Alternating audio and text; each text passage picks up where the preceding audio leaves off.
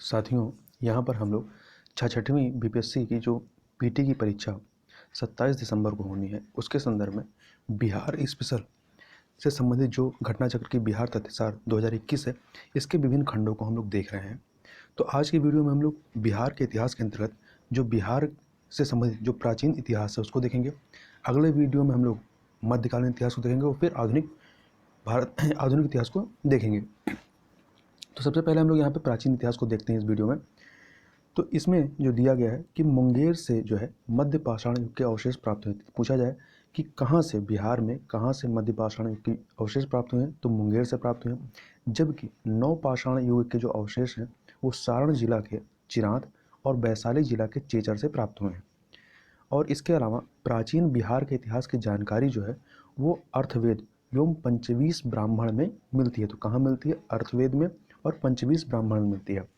अर्थवेद और पंचवीस ब्राह्मण से पता चलता है कि मगध में ब्रात्य रहते थे। कौन रहते थे? ब्रात्य रहते थे।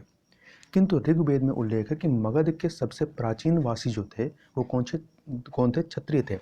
और इन क्षत्रियों को आर्य जो थे वो हे दृश्य देखते थे, क्योंकि ये जो क्षत्रिय थे ये वैदिक बलि के बारे में नहीं जानते थे। अगला है इसमें कनिंघम ने बोधगया में बोधगया मंदिर को खोजा।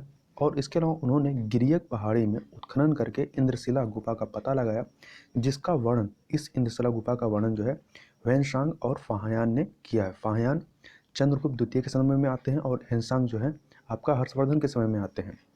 कनिंघम की सबसे बड़ी उपलब्धि जो है बड़गांव का पता लगाना था, जो राजगीर के समीप प्राचीन नालंदा महाविहार का स्थल है। और यहाँ से 2 अभिलेख भी प्राप्त हुए जिन पर नालंदा उत्कीर्ण है।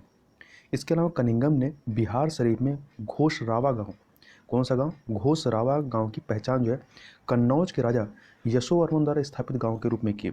कनिंघम ने बसाड़ के अवशेषों के आधार पर वैशाली के प्राचीन स्थल का पता लगाया तथा चंपारण जनपद के केसरिया स्तूप, लौरिया अरेराज के अशोक स्तंभ का भी कनिंघम ने पता लगाया। तो जो चंपारण जनपद का जो केसरिया स्तूप है, इसके अलावा लौरिया अरेराज के जो अशोक स्तंभ है, इन दोनों का भी पता कनिंघम ने लगाया था। इसके अलावा उत्तर वैदिक काल से बिहार का यह जो क्षेत्र रहा है यह प्राचीन इतिहास का अंग बन गया। मतलब यदि पूछा जाए कि बिहार जो है वो प्राचीन इतिहास का अंग कब से बनता है, तो उत्तर वैदिक काल से इसकी चर्चा प्रारंभ होती है। आधुनिक राजगीर और जो गया है इसके पास के जो क्षेत्र है इसका वर्णन अर्थवेद में किया गया है।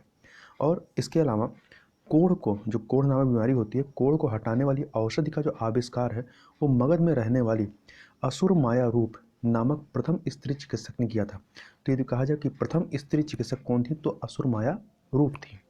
इसके अलावा बिहार के मिथिला क्षेत्र में आर्यों का जो प्रवेश है वो उत्तर वैदिक काल में होता है।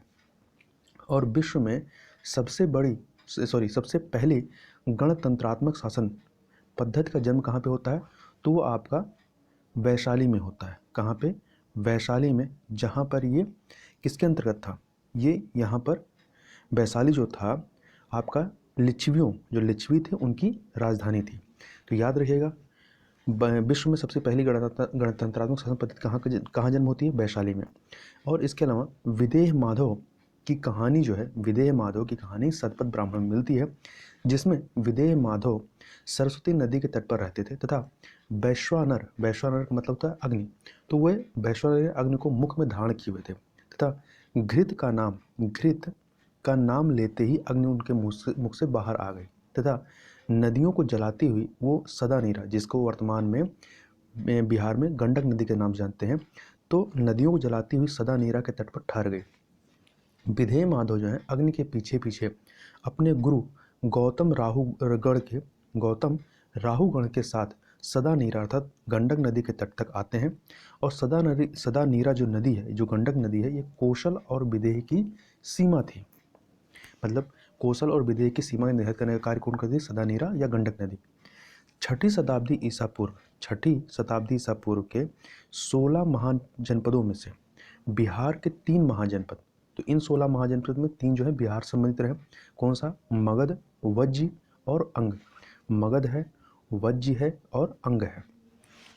इनका वर्णन अगुंतर निकाय जो कि बौद्ध साहित्य है, और भगवती सूत्र जो कि जैन साहित्य में मिलता है। तो यहाँ यह भी याद रखिएगा कि 6ठी शताब्दी ईसा पूर्व के जो 16 महाजनपद हैं इनका वर्णन कहाँ पे मिलता है, तो बौद्ध साहित्य के अगुंतर निकाय और जैन साहित्य के भगवती सूत्र में। इसके अलावा जो बिहार के 3 हैं, कौन से, मगध, वज्जी और अंग है। अंग जो है ये जो है आधुनिक समय में देखें तो जो भागलपुर व मुंगेर जनपद है वो उस समय के अंग राज्य के अंतर्गत आता था। अंग की राजधानी क्या थी, चंपा। कई बार पूछा गया पीसीएस की परीक्षा में। अंग की राजधानी चंपा रही है और बिंबिसार ने इसे मगध में मिला दिया था। वज्र संघ जो है ये मगध के उत्तर दिशा में 8 गणराज्यों का एक संघ था। इस गणराज्य में 3 जो बहुत महत्वपूर्ण थे वो थे विदेह, वज्जी और लिच्छवी। वज्र संघ में सबसे प्रबल जो थे वो कौन थे, लिच्छवी थे, जिनकी राजधानी वैशाली थी, जो आधुनिक वैशाली जनपद का बसाड़ गांव था। और यही वैशाली कहा जाता है कि अब विश्व की सबसे पहली गणतांत्रिक शासन पद्धति यहीं पर प्रारंभ होती है। अब आगे बात कर लेते हैं बौद्ध संगीतियों के बारे में। तो आपको पता ही होगा बौद्ध संगीतियाँ कितनी हुई, 4 हुई हैं। तो अब देख लेते हैं कहाँ पर हुई हैं, किस शासक के समय में हुई हैं और इसके अध्यक्ष कौन थे और इससे संबंधित महत्वपूर्ण तथ्य क्या हैं। तो जो पहला आपका होता है वो राजगृह के सप्तवर्णी गुफा में होती है और ये कहाँ पे है, बिहार में। इसका टाइम पीरियड क्या है, 483 ईसा पूर्व में, और अध्यक्ष इसके थे महाकश्यप। शासक कौन थे, हर्यक वंश के अजातशत्रु के शासनकाल में यह प्रथम बौद्ध संगीत होती है और इसी समय विनय पिटक एवं सुत्त पिटक का संकलन किया जाता है। जो दूसरा होता है वो आपका वैशाली में होता है। वैशाली भी आपका बिहार में है। कब होता है, 383 ईसा पूर्व में, और इसके अध्यक्ष कौन थे, सर्वकामी या सबाकामी या सर्वकामी दोनों कह सकते हैं।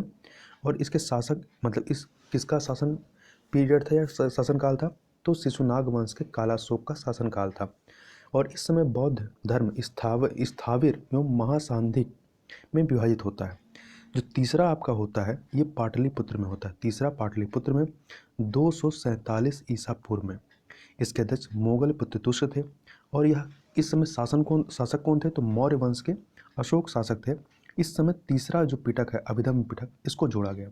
तो बौद्ध धर्म से संबंधित 3 पिटक हैं, विनय पिटक, सुत्त पिटक और अभिधम्म पिटक।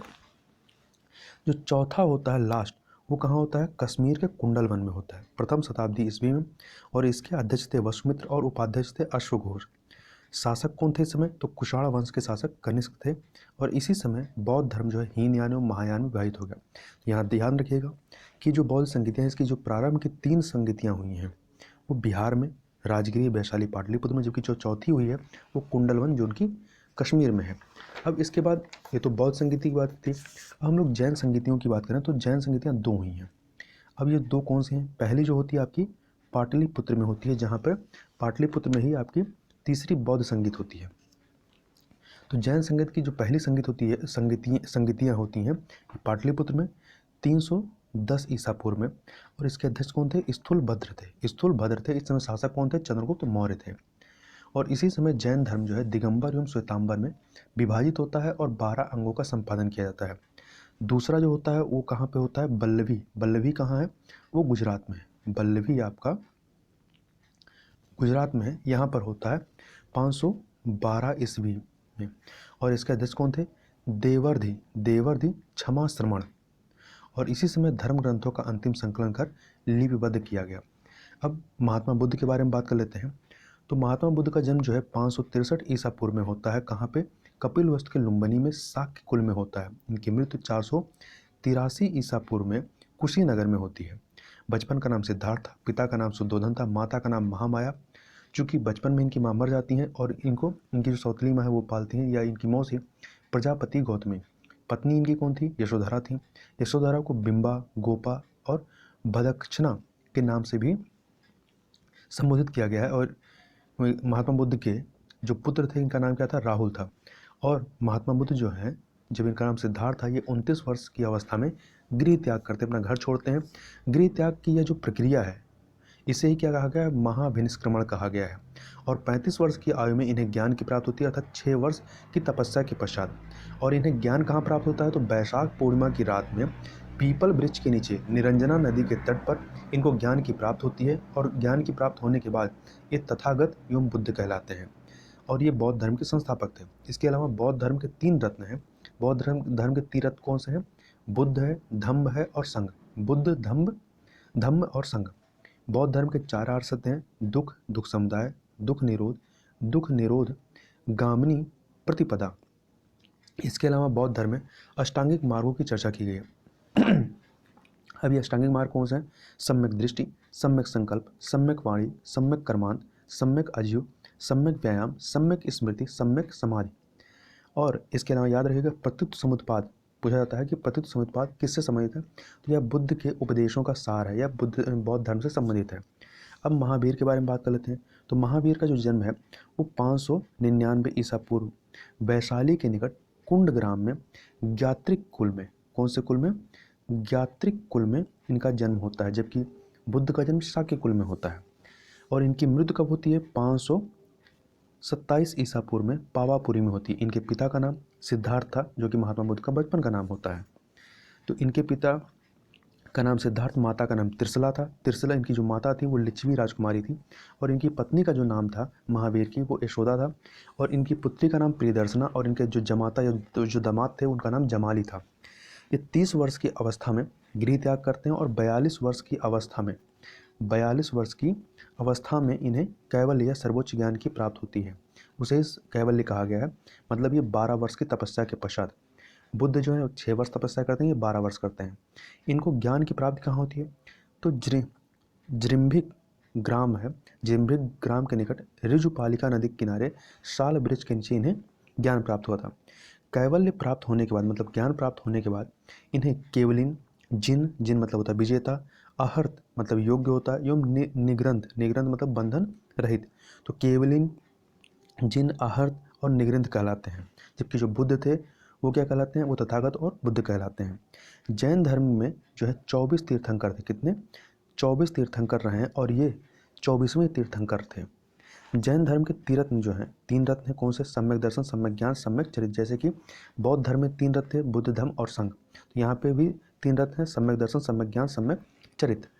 और यहाँ पे पंच महाव्रत की बात की गई है। पंच महाव्रत में कौन सा? सत्य है, अहिंसा, अपरिग्रह, अस्तेय और ब्रह्मचर्य। सत्य, अहिंसा, अपरिग्रह, अस्तेय और ब्रह्मचर्य।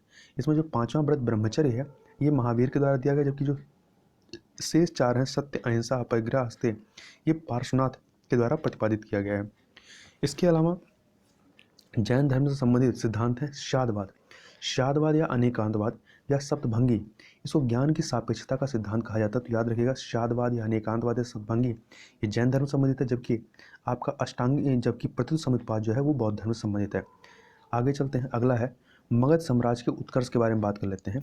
तो पुराणों के अनुसार मगध पर शासन करने वाला पहला राजवंश कौन था? वो बृहद्रथ।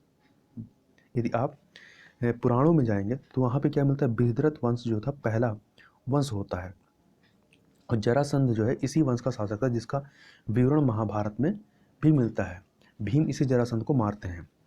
अन्य साहित्यिक स्रोतों की बात करेंगे तो उसके अनुसार मगध का जो पहला राजवंश था वो क्या था? हर्यक वंश था। ठीक है, हर्यक वंश था, और जिसकी स्थापना बिंबिसार ने की थी। और बिंबिसार का जो शासनकाल रहता है वो 544 से लेकर के 492 ईसा पूर्व तक रहता है। तो याद रखिएगा, यदि साहित्यिक स्रोतों की बात करें तो मगध का पहला राजवंश हर्यक वंश था, और यदि पुराणों के अनुसार देखेंगे तो बृहद्रथ वंश था। हर्यक वंश की स्थापना बिंबिसार करता है, और बिंबिसार ने कौशल की राजकुमारी कोशला देवी जो कि प्रसेनजित की बहन थी, तो कोशला देवी से विवाह कर काशी को दहेज के रूप में प्राप्त करता है।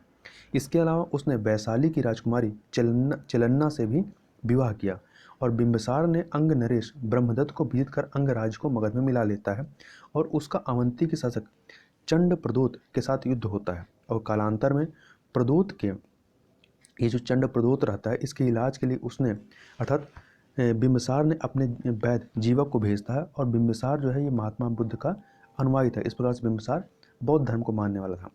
बौद्ध ग्रंथों के अनुसार बिंबिसार के पुत्र अजातशत्रु ने जो है बिंबिसार की हत्या कर मगध का शासक बनता है, और यह 492 से 460 ईस्वी तक ईसा पूर्व तक शासन करता है। चूंकि अजातशत्रु के द्वारा बिंबिसार की हत्या की जाती है, तो इससे क्रोधित होकर के काशी नरेश प्रसेनजित ने मगध से काशी को वापस ले लिया, जो कि बिंबिसार को दहेज में मिला था। कालांतर में दोनों में युद्ध होता है और फिर संधि हो जाती है। आगे चलकर अजातशत्रु जो होता है बिंबिसार का पुत्र, एक काशी की राजकुमारी वाजीरा से, किससे? जीरा से जो है उस विवाह करता, शादी करता और काशी को पुनः प्राप्त कर लेता है। अजातशत्रु ने अपने मंत्री वश्यकार, उनका नाम क्या है, वश्यकार, तो वश्यकार की मदद से वज्र संघ में फूट डालवा दिया और लिच्छवियों पर आक्रमण कर उन्हें परास्त कर दिया। इसी के शासनकाल अर्थात अजातशत्रु के शासनकाल में ही महात्मा बुद्ध की मृत्यु होती है 483 ईसा पूर्व में। 483 ईसा पूर्व में ही, इसी के संरक्षण में, अजातशत्रु के संरक्षण में ही प्रथम बौद्ध संगीत का आयोजन राजगृह में महाकश्यप के अध्यक्षता में होता था। याद रखिएगा, जिस वर्ष महात्मा बुद्ध की मृत्यु होती है 483 ईसा पूर्व में, उसी वर्ष प्रथम बौद्ध संगीत का भी आयोजन राजगृह में होती है महाकश्यप की अध्यक्षता में। अजातशत्रु की मृत्यु के बाद उसका पुत्र जो है उदयन, उदयन क्या नाम है, उदयन, ये मगध का शासक बनता है 460 ईसा पूर्व में। और इसने, उदयन ने अपनी राजधानी राजगृह या जो ग्रीवज्र कहलाती है, तो राजगृह से पाटलिपुत्र स्थानांतरित की। पाटलिपुत्र गंगा तथा सोन नदी के संगम पर बसाया गया नगर रहा है। उदयन के 3 पुत्र थे, अनिरुद्ध, मुंडक और नागदशक। अनिरुद्ध, मुंडक और नागदशक या नागदर्शक, इनके जो शासनकाल रहते हैं बहुत ही अल्पकाल के लिए होते हैं। और इसके बाद जो है शिशुनाग वंश आता है। इनके बाद आपका हर्यक वंश के बाद क्या आएगा, शिशुनाग वंश आएगा। शिशुनाग वंश 412 से लेकर के 344 ईसा पूर्व तक रहता है। शिशुनाग जो है हर्यक वंश के अंतिम राजा नागदशक का अमात्य व काशी का राज्यपाल था। और शिशुनाग ने अवंती, कौशल और वत्स को विजित करके जीत कर मगध साम्राज्य में मिला लेता है और मगध साम्राज्य का विस्तार करता है। शिशुनाग के पश्चात जो है शिशुनाग का पुत्र कालाशोक, जिसे काकवर्ण भी कहते हैं, यह शासक बनता है। और इसके समय में ही, अर्थात कालाशोक के समय में, वैशाली में द्वितीय बौद्ध संगीत 383 ईसा पूर्व में होती है, और जिसमें स्थाविर और महासंधिक के रूप में बौद्ध धर्म का विभाजन होता है। और इस शिशुनाग वंश का जो अंतिम शासक था वो कौन था, नंदी वर्धन रहता है। अब शिशुनाग वंश के बाद नंदवंश आता है, तो पहले हर्यक वंश, फिर शिशुनाग वंश, फिर नंदवंश। नंदवंश, इनका जो कार्यकाल होता है वो 344 ईसा पूर्व से लेकर 323 ईसा पूर्व तक। और महापद्म नंद ने शिशुनाग वंश का अंत कर नंदवंश की स्थापना की थी। जैसे कि शिशुनाग वंश की स्थापना किसने की थी, शिशुनाग ने की थी। और यहाँ पे नंद वंश की स्थापना कौन करता है, महापद्म नंद करता है। पुराणों में जो है महापद्म नंद को सर्वछत्रांतक कहा गया है, और उसे एक छत्र अथवा एक राट भी कहा जाता है। इसके अलावा उसे पुराणों में शूद्र व दासी पुत्र भी बताया गया है। इसके अलावा उसे पौरव, इच्छांकु, पांचाल, कौरव, है, कलिंग, शूरसेन, मैथिल, अश्वक, वितिहोत्र राज्यों का शासक बताया गया है। उसके समय में मगध साम्राज्य की सीमा जो है गंगा घाटी के पार हो गई थी, या को पार कर गई थी। और नंद वंश का जो अंतिम शासक होता है वो कौन था, धनानंद था। कौन था, धनानंद था। और इसी के समय यूनानियों का आक्रमण, अर्थात सिकंदर का आक्रमण जो है वो धनानंद के समय में ही होता है भारत पर। अब नंद वंश के बाद मौर्य वंश आएगा। तो मौर्य वंश की चर्चा करें तो यहाँ पे क्रम याद रखिएगा, पहले हर्यक वंश, फिर शिशुनाग वंश, फिर आपका नंद वंश, फिर मौर्य वंश। पुराण, बौद्ध एवं जैन साहित्य, कौटिल्य के अर्थशास्त्र, जैन साहित्य, इसके अलावा कौटिल्य का अर्थशास्त्र तथा विदेशी लेखकों के द्वारा मौर्य वंश के विषय में जानकारी प्राप्त होती है। स्ट्रेबो एवं जस्टिन ने चंद्रगुप्त मौर्य को सैंड्रोकेटस, किसके नाम से, सैंड्रोकोटस के नाम से, जबकि मतलब सैंड्रोकोटस कहा, जबकि एरियन और प्लूटार्क ने इसे एंड्रोकोटस, क्या कहा, एंड्रोकोटस कहता है। तो याद रखिएगा, स्ट्रेबो जस्टिन जो है सैंड्रोकोटस, और एरियन और प्लूटार्क एंड्रोकोटस, दोनों ही सब चंद्रगुप्त मौर्य के लिए इस्तेमाल किए गए। विलियम जोन्स ने सर्वप्रथम सैंड्रोकोटस की पहचान भारतीय ग्रंथों में वर्णित चंद्रगुप्त मौर्य के रूप में की थी। जेम्स प्रिंसेप ने 1837 ईस्वी में ब्राह्मी लिपि को अनुदित किया था।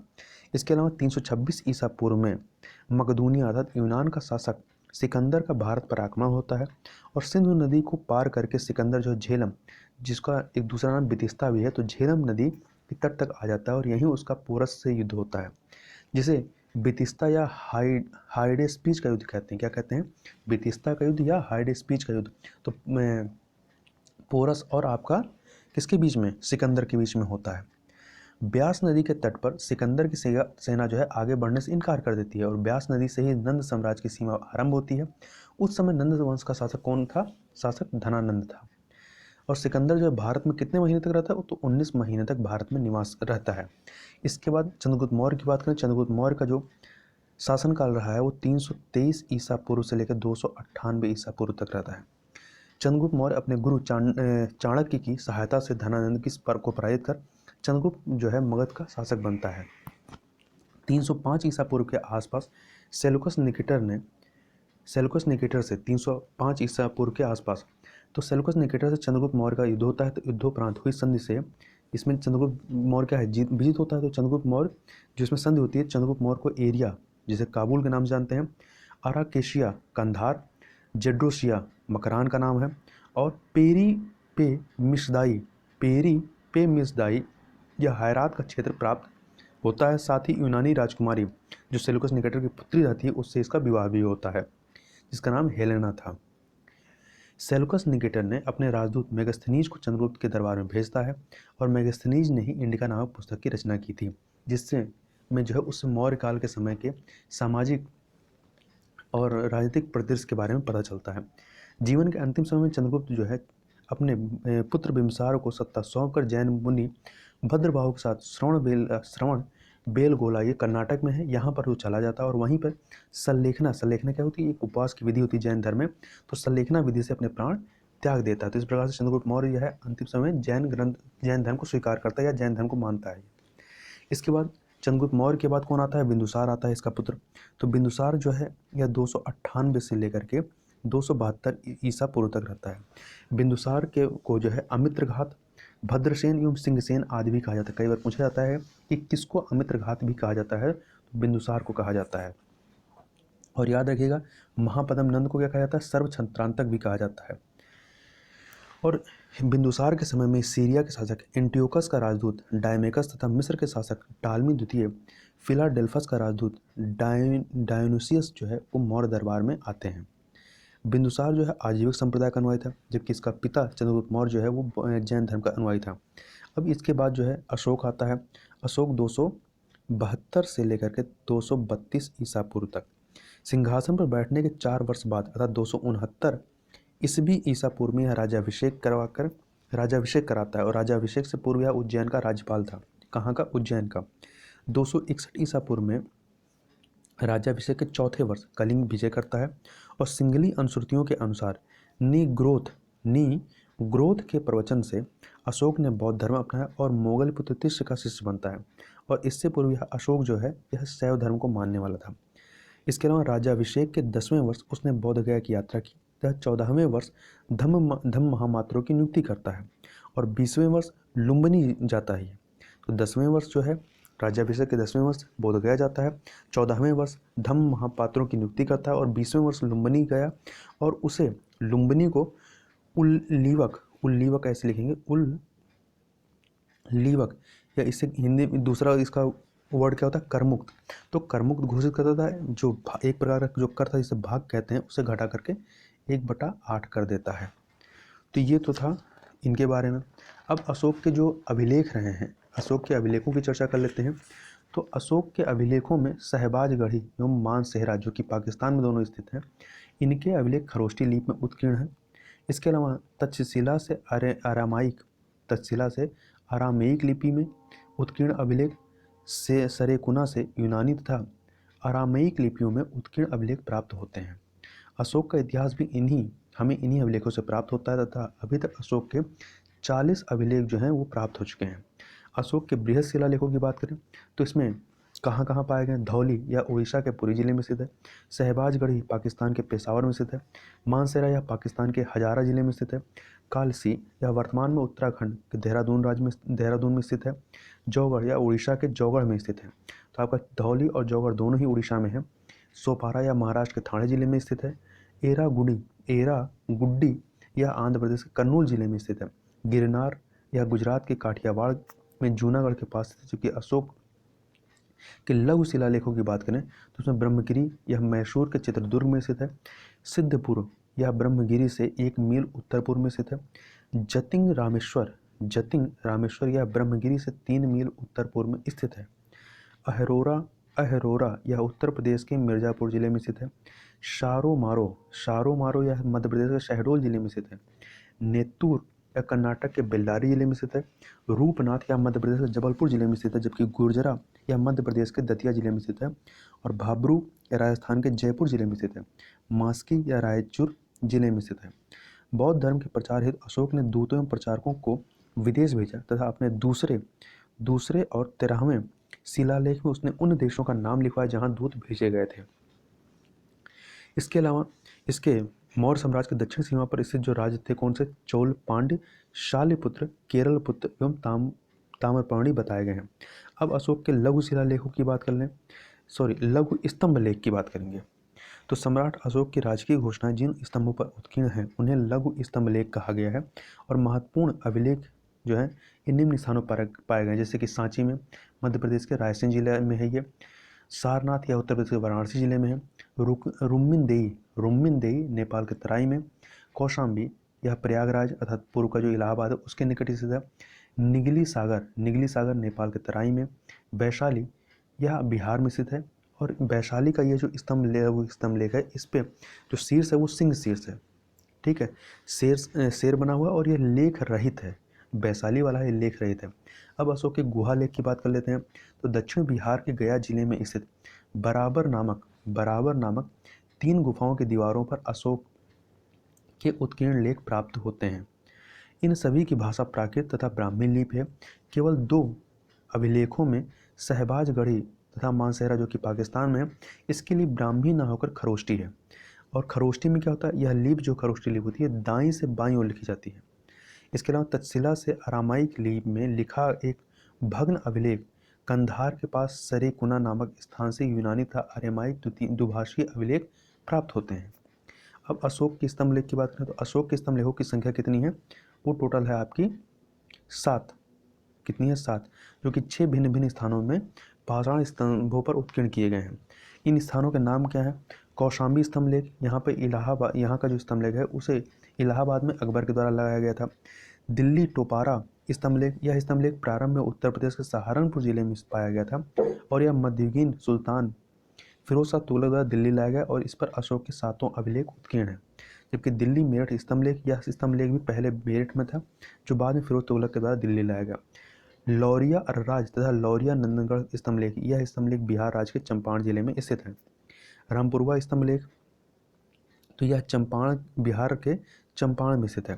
अब हम लोग प्रांतीय प्रशासन की बात करें तो चंद्रगुप्त मौर्य ने शासन संचालन को सुचारू रूप से चलाने के लिए अपने राज्य को 4 प्रांतों में विभाजित किया था। इन प्रांतों को क्या कहा जाता है, चक्र कहा जाता था। क्या कहा जाता है, चक्र कहा जाता था। और इन प्रांतों का शासन जो है सम्राट के प्रतिनिधियों द्वारा संचालित होता था। सम्राट अशोक के काल में प्रांतों की संख्या कितनी हो जाती है, 5 हो जाती है। अब ये 5 प्रांत कौन से हैं, उनकी राजधानी क्या है इनको देख लेते हैं। तो प्राची जो कि वर्तमान का मध्य प्रदेश है, तो प्राची की राजधानी पाटलिपुत्र, उत्तरापथ की राजधानी तक्षशिला, दक्षिणापथ की राजधानी सुवर्णगिरी, अवंती राष्ट्र की राजधानी जो है उज्जैनी, कलिंग की राजधानी आपका तोशली हो जाता है। प्रांतों तथा चक्रों का जो है प्रशासन कुमारमात्य जो राजा के लड़के होते थे राजकुमार, कुमारामात्य कुमार आर्यपुत्र नामक पदाधिकारियों द्वारा होता था। इसके बाद जो प्रांत होते थे तथा चक्र ये मंडल में तथा मंडल जिलों में विभक्त है। मंडल जिलों में जिले जिन्हें आहार या विषय कहा जाता था और जिसका प्रशासक विषयपति कहलाता था। और याद रखिए जिले का प्रशासनिक अधिकारी स्थानिक कहलाता था। और गोप जो है ये 10 गाँवों का प्रशासक था, मतलब 10 गाँव को मिलाकर बनता था। अब नगर प्रशासन की बात करें तो मेगास्थनीज के अनुसार नगरीय प्रशासन जो है वो 30 सदस्यों के मंडल द्वारा चलाया जाता था। और यह मंडल 6 समितियों में विभाजित थी। 6 समितियाँ कौन सी, पहली समिति उद्योग धंधों के निरीक्षण समिति, द्वितीय विदेशों की देखरेख करना, तीसरा जनगणना है, चौथा है व्यापार वाणिज्य की व्यवस्था और 5वां है विक्रय की व्यवस्था निरीक्षण, छठा है बिक्री कर व्यवस्था। इसके अलावा नगर में पुलिस व्यवस्था थी जिसे क्या कहा जाता था, रक्षित कहा जाता था। नगर में पुलिस व्यवस्था थी जिसे रक्षित कहा जाता था।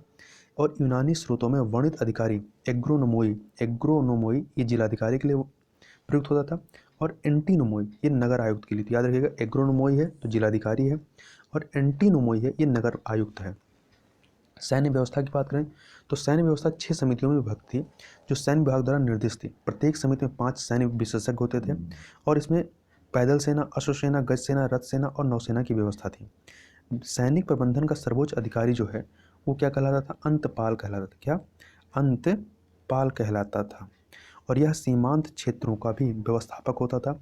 मेगस्थनीज के अनुसार चंद्रगुप्त मौर्य की सेना में 6 लाख पैदल, 50,000 अश्वरोही, 9,000 हाथी तथा 800 रथों से सुसज्जित अजेय सैनिक थे।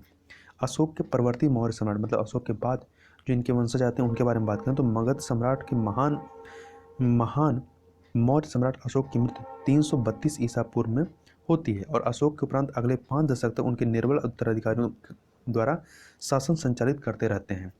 अशोक के उत्तराधिकारी में कौन थे? तो अशोक की मृत्यु के बाद मौर्य साम्राज्य जो है पश्चिमी और पूर्वी भाग में बढ़ जाता है।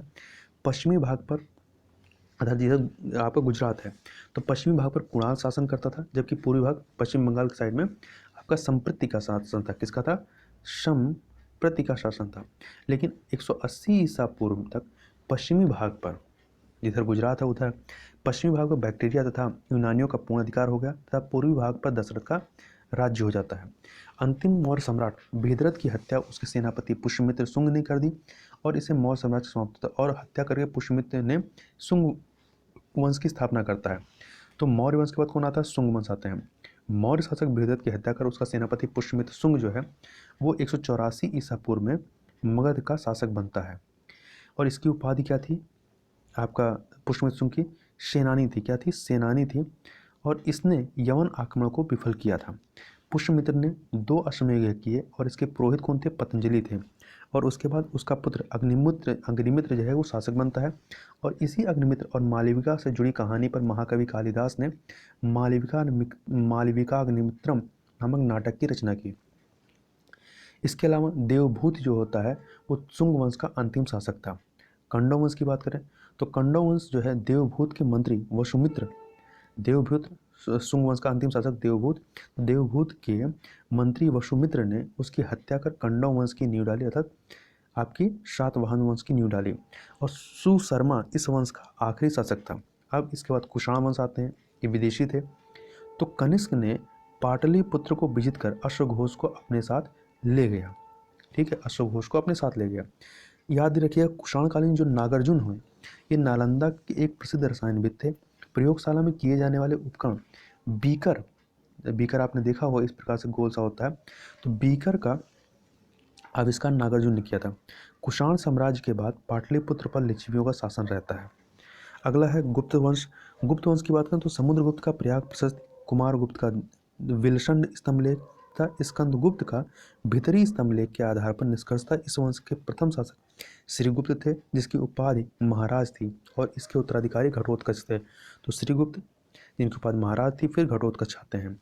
चंद्रगुप्त जो है ये पहला शासक होता है, गुप्त वंश का पहला शासक था जिसने महाराजा धीराज की उपाधि धारण की और उसने लिच्छवी राजकुमारी कुमार देवी से विवाह करता है और इसका जो राज्याभिषेक होता है वो 319 ईस्वी में होती है और अपने राज्याभिषेक जब 319 ईस्वी में होती है इसी के आधार पर इसने गुप्त संवत की शुरुआत करता है और संपूर्ण बिहार उत्तर प्रदेश के कुछ हिस्से जो हैं उसके राज्य में शामिल थे। अब इसके बाद आता है आपका समुद्रगुप्त आता है। अभी तक हम लोगों ने गुप्त वंश के चंद्रगुप्त मौर्य के बारे में बात की। अब इसी के जो पुत्र होते हैं समुद्रगुप्त, उनके बारे में बात करें तो अभिलेखों और सिक्कों पर इसके अर्थात समुद्रगुप्त के पराक्रमांक अप्रतिरथ, व्याघ्र पराक्रम, सर्व राज्योच्छेत्ता आदि उपाधियां प्रदान की गई। किसको? समुद्रगुप्त को। इतिहासकार स्मिथ ने इसे भारत का नेपोलियन कहा।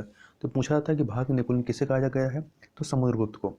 उत्तरापद के द्वितीय अभियान में 9 राजाओं को विजित करता है और दक्षिणापद अभियान में 12 राजाओं को विजित करता है। दक्षिणापथ अभियान में विजित क्षेत्रों पर समुद्रगुप्त ने केवल अधिराजत्व का दावा किया, मतलब उनको डायरेक्ट अपने कंट्रोल में नहीं लेता है और उसकी नीति ग्रहण मोक्ष अनुग्रह की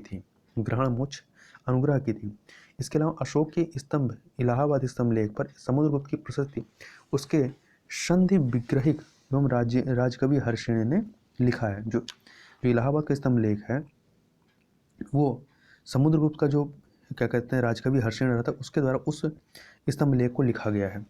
अगला है रामगुप्त। तो रामगुप्त की ऐतिहासिकता पर संदिग्ध है। इसके बाद चंद्रगुप्त द्वितीय आता है। चंद्रगुप्त द्वितीय से देवराज, देवगुप्त, देवश्री, विक्रमादित्य आदि नामों या उपाधियों से जाना जाता है और इसने ध्रुव देवी से विवाह किया था।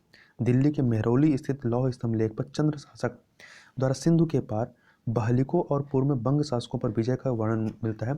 यहाँ पर चंद्र की पहचान चंद्रगुप्त द्वितीय से की जाती है। इसके अलावा चंद्रगुप्त द्वितीय ने अपनी पुत्री प्रभावती का विवाह जो है वाकाटक नरेश रुद्रसेन द्वितीय से करता है। और चीन का यात्री फाहियान है वो चंद्रगुप्त द्वितीय के समय में ही आता है। चीन के यात्री फाहियान ने इसके समय में चंद्रगुप्त द्वितीय के समय में ही भारत की यात्रा की और वह लगभग 14 वर्ष तक भारत में रहता है। ऐसा माना जाता है कि चंद्रगुप्त द्वितीय के दरबार में 9 रत्न विराजते थे, मतलब 9 बुद्धिजीवी जो विभिन्न चीज़ों से संबंधित हैं। इसमें कालिदास, धन्वंतरी, छपड़क, अमर सिंह, शंकु, बेताल भट्ट, घटकरपर, वराह मिहिर और वरुरुचि जैसे विद्वान शामिल थे। कुमारगुप्त प्रथम की बात करें तो कुमारगुप्त प्रथम मंदसौर अभिलेख, जिसको वत्स भट्ट रचित के द्वारा इसको प्रशस्त किया गया है, तो मंदसौर अभिलेख से कुमारगुप्त के बारे में विस्तृत जानकारी मिलती है। स्कंदगुप्त के भीतरी अभिलेख से ज्ञात होता है कि कुमारगुप्त के शासनकाल में पुष्यमित्रों का आक्रमण होता है, जिसे रोकने के लिए कुमारगुप्त ने स्कंदगुप्त को भेजा था। कुमारगुप्त ने किसको भेजा था? स्कंदगुप्त को भेजा था। तो याद रखिएगा, स्कंदगुप्त की चर्चा हमको भीतरी अभिलेख में मिलती है और आपका जो मंदसौर अभिलेख इसमें भी मिलती है। नालंदा विश्वविद्यालय की स्थापना जो है कुमारगुप्त प्रथम के काल में ही होती है और कुमारगुप्त ने महेंद्रादित्य की उपाधि धारण की थी।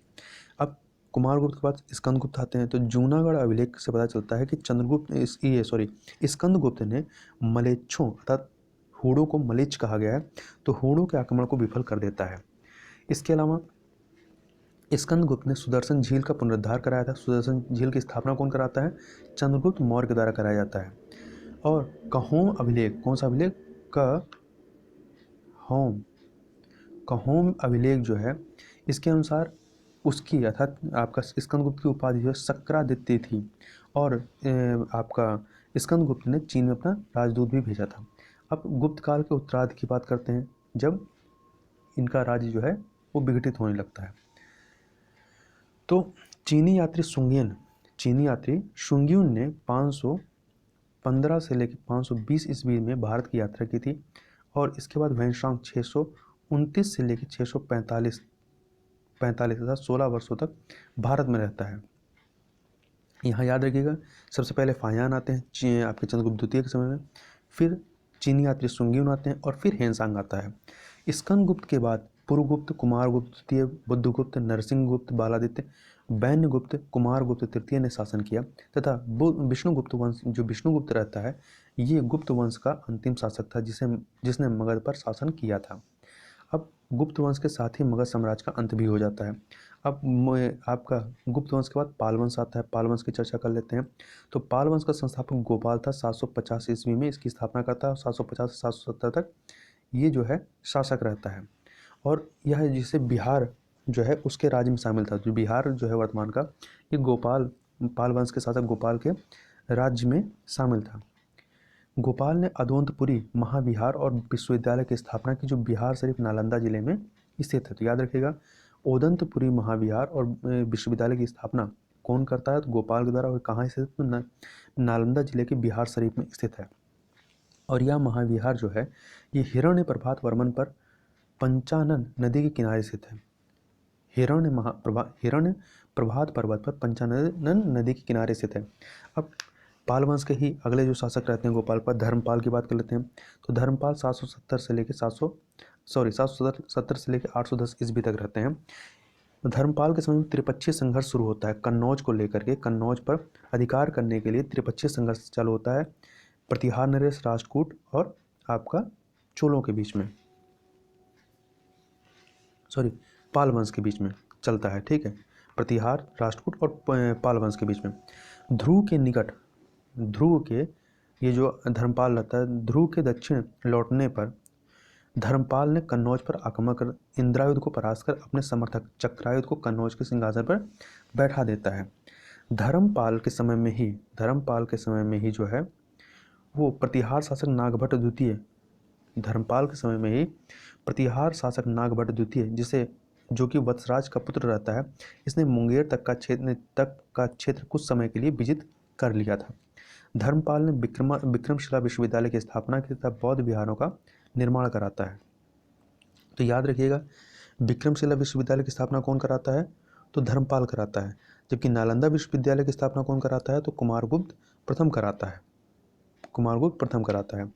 तो विक्रमशिला महाविहार और विश्वविद्यालय जो है वो भागलपुर जिले में शहर से लगभग 50 किलोमीटर पूर्व अंतीचक अंतीचक गांव में होता है। कौन सा गांव? अंतीचक गांव में होता है। सोमपुरा महाविहार जो है वर्तमान में बांग्लादेश के नौगांव जिले के पहाड़पुर गांव में स्थित है। इसका भी निर्माण धर्मपाल के द्वारा करवाया गया था। वर्तमान में यह यूनेस्को की विश्व विरासत सूची में शामिल है। अगला है, धर्मपाल को अभिलेखों में परम सागौत कहा गया। तो याद रखिएगा, कहीं पूछा जाए कि परम सागौत की उपाधि किसको दी गई थी? धर्मपाल को, पाल वंश के धर्मपाल को। और गुजराती कवि सोड्डल ने इसे उत्तर पद स्वाबिन भी कहा है। इसके बाद धर्मपाल के बाद देवपाल आते हैं 1810 से लेकर 1850। देवपाल ने अपनी राजधानी मुंगेर को बनाता है और इसने जावा, सुमात्रा तो इंडोनेशिया के या सुमात्रा के शैलेंद्र वंशी शासक बालपुत्र देव को नालंदा में बिहार बनवाने हेतु 5 गांव प्रदान करता है। इसके बाद महिपाल प्रथम आते हैं, तो इसे पाल वंश की पुनर्स्थापना का श्रेय दिया जाता है। पूछा जाएगा पाल वंश की पुनर्स्थापना का श्रेय किसे दिया जाता है? तो महिपाल प्रथम को दिया जाता है। इसी के समय में राजेंद्र चोल ने आक्रमण किया था और बौद्ध भिक्षु अतिश दीपंकर क्या है? अतिश दीपंकर के नेतृत्व में इसने तिब्बत में एक दूत मंडल भेजा। इसके बाद राजपाल आते हैं, महिपाल आए, फिर रामपाल आते हैं। रामपाल जो है वो पाल वंश का अंतिम शासक माना जाता है और इसी के समय में कैवर्त विद्रोह होता है। कैवर्त विद्रोह होता है, ठीक है, कैवर्त विद्रोह ये। इसके बाद कर्नाट वंश की बात कर लेते हैं। किसकी? कर्नाट वंश। तो इस वंश का संस्थापक कौन था? नान्यदेव था। कौन था? नान्यदेव था। इसके बाद गंगदेव, फिर उसके बाद उसका पुत्र नरसिंहदेव जो है कर्नाट वंश में शासक बनते हैं। नरसिंहदेव के समय में ही, तो याद रखिएगा नरसिंहदेव जो है कर्नाट वंश का रहा है। तो कर्नाट वंश के नरसिंहदेव के समय में ही बख्तियार खिलजी जो है वो बिहार पर आक्रमण करता है तथा नालंदा विक्रमशिला जैसे महाविहारों को ध्वस्त कर देता है। तो इस प्रकार से यहाँ पर हम लोगों ने बिहार के इतिहास के अंतर्गत जो प्राचीन इतिहास वाला पोर्शन है उसको यहाँ पर हम लोगों ने कवर कर लिया। तो इस वीडियो में बस इतना ही। मिलते हैं नेक्स्ट वीडियो में, तब तक के लिए बहुत बहुत धन्यवाद।